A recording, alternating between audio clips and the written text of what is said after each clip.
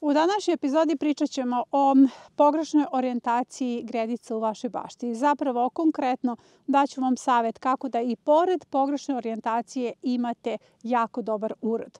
Pogrešna orijentacija se odražava na kompletan urod u toku sezone. Vrlo često se pitate zašto niste dobili optimalne rezultate za neke kulture, zašto neke kulture nisu dali maksimalan urod i pored toga što ste sve preduzeli.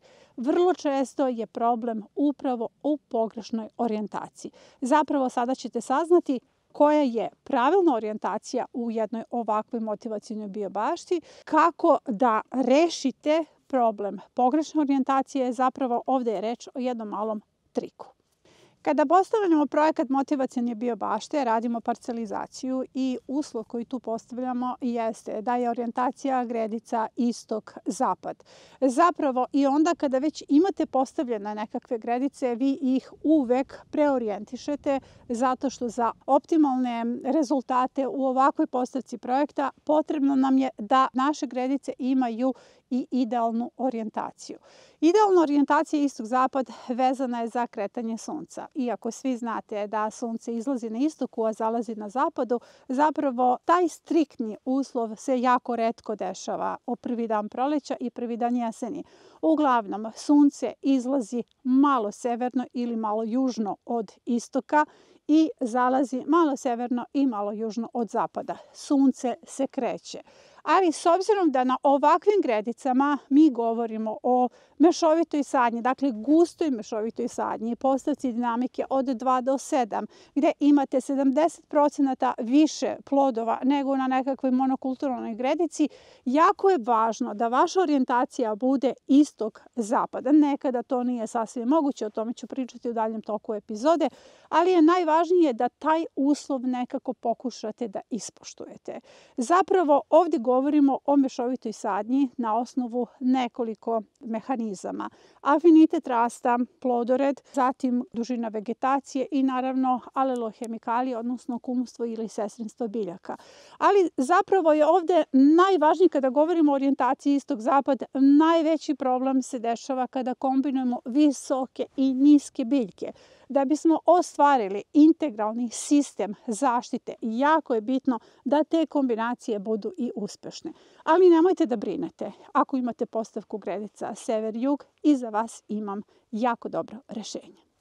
Ako želite da postavite monokulturalne blokove, dakle samo jednu kulturu na jednoj gredici, vama orijentacija sever-jug nije problem. Zapravo vi možete da orijentišete gredice onako kako se vama to uklapa u vašoj bašti. Ali ako želite jednu ovakvu gustu mešovitu sadnju gdje sada imamo samo niske kulture, a nakon toga ćemo imati i visoke biljke ovdje razmeštene u daljem toku sezone, tada je jako važno da obratite pažnju na orijentaciju gredice. Zato, ako želite monokulturalne gredice gdje ćete samo da uzgojite recimo paprike, gdje ćete samo da uzgojite luk, ovaj video nije za vas. Ovo je video za one koji žele da sa jedne gredice dobiju pa čak od 40 do 70% više plodova. Sada ću vam uraditi analizu gredice koja se nalazi ispred i koju smo dugo snimali. Ali za početak želim da vidite moju baštu i želim da vidite da je ovo orijentacija istok-zapad, a ovo je orijentacija sever-jug. Kao što vidite, ja nemam sve gredice orijentacije istok-zapad, zato što su nekada gredice sever-jug i tekako korisne u ovoj bašti.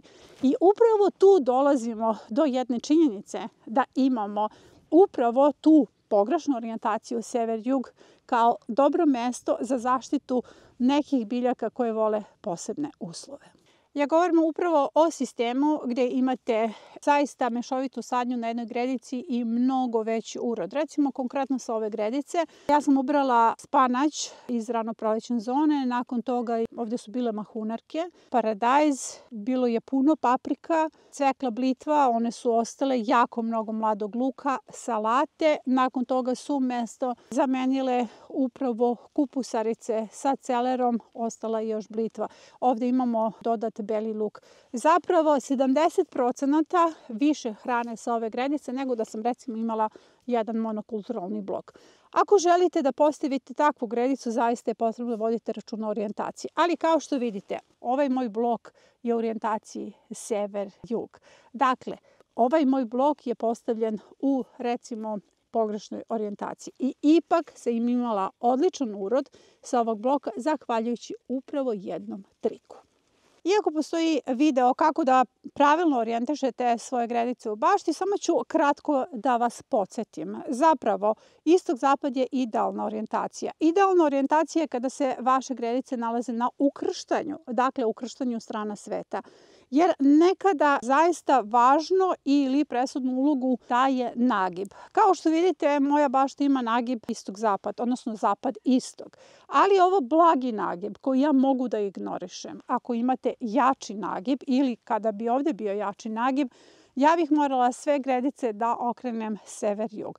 Dakle, ja se sada obraćam svim onima koji ne žele monokulturalne blokove, koji su ovde došli da nauče kako da postave ovakvu mešovitu sadnju do 70% više hrane sa jedne gredice i oni koji su ili postavili već svoje gredice sever-jug iz različitih razloga ili imaju takvu poziciju, takav nagib na svojoj bašti da njihove gredice moraju da budu postavljene sever-jug.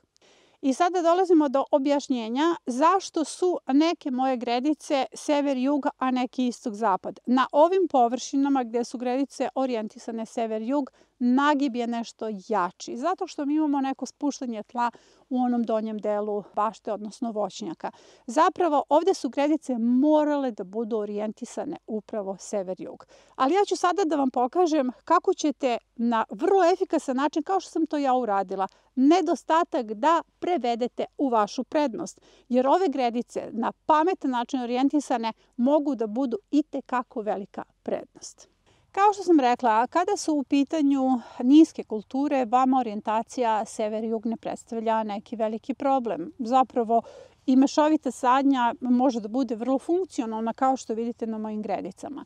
Problem nastaje kada vi želite visoke kulture da organizujete, jer kao što sam rekla, vi ste možda došli iz nekih drugačijih baštinskih pravaca koji podrazumevaju orijentaciju sever-jug. Mi ovde govorimo o zaista ekstremnoj gustoj mešovitoj sadnji, kombinaciji visokih i niskih kultura.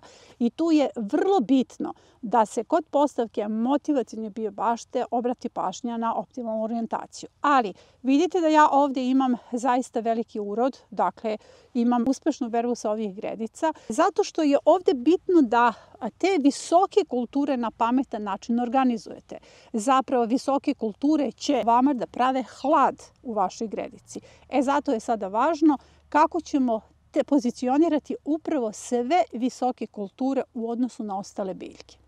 U lekciji 3, koja je dostupna našim članovima na edukativnoj platformi Trag biljke, ja govorim o niskim i visokim kulturama i kako visoke kulture zapravo optimalno treba da se organizuju u jednoj bašti.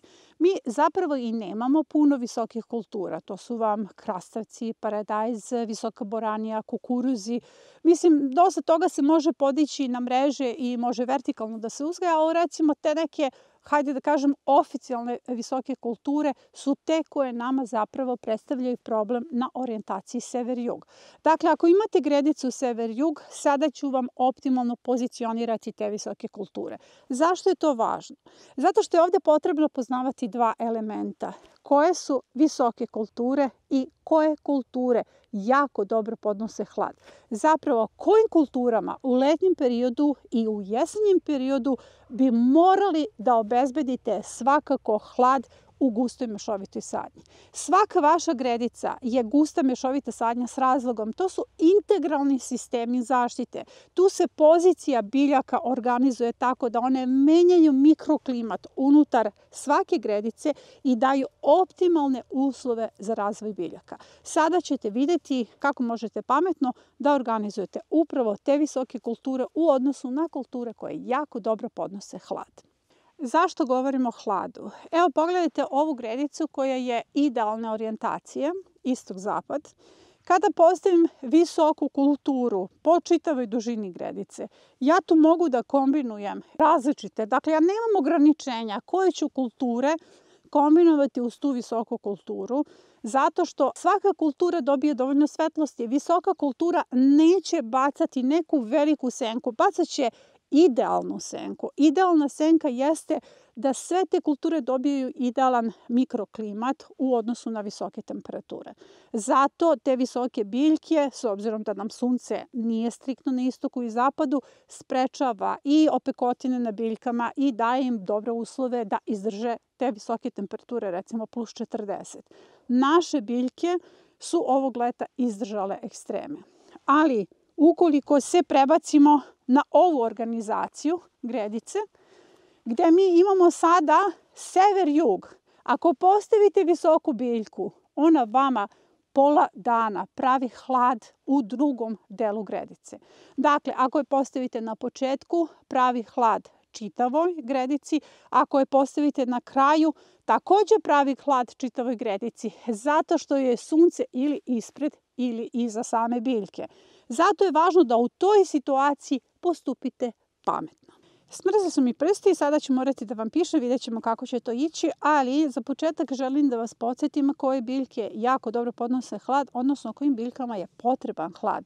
U pitanju su kupusarice, boranije, krompir, salate. To su biljke kojima je neophodan hlad. Još neke začinske biljke, ali postoji grupa biljaka koje ne podnose hlad, kao što su recimo paprike, patliđani, tikvice. To su biljke koje mogu u nekakvu poluhladu da rastu, ali ne samo u letnjem periodu. Mi ulazimo iz leta u jesen.